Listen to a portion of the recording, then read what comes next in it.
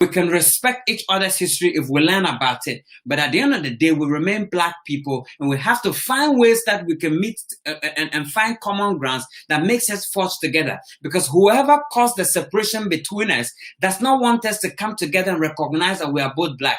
So that things like this will keep coming up, and that will be things we'll be fighting about. And we should be fighting about the fact that maybe Black lives matter, or fighting about the fact that Black people deserve better in Africa or outside of Africa. So let's come together and unite and fight forward, because when we unite, that's when we can win. That's when we can win. That's when we can win. That's when you can win. This one says, continental Africans also don't acknowledge acknowledge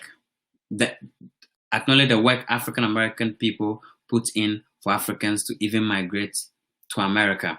Yeah, I mean that's a legitimate concern. I think this one says, I think both sides are not exercising grace with each other. That's very true. It says that but the key element missing is they wouldn't be able to come without the efforts of African Americans in our constant fight for civil rights.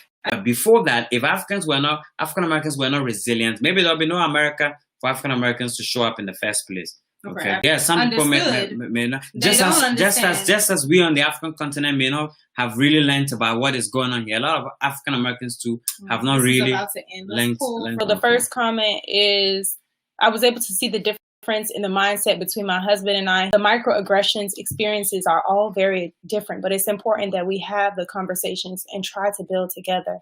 My education on systematic, and we have lost it.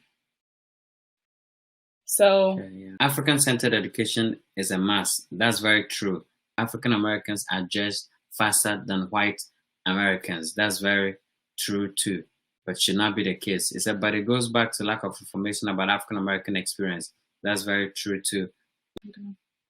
Yes, Native Africans must honor that as African Americans, we have a culture. We might be missing history prior to slavery, but what we built as a result of slavery has enhanced our entire race.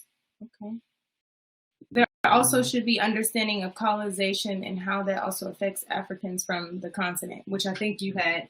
Try to shed the American ignorance. Yeah, I mean, at least share more of your knowledge, and that's what I talked about.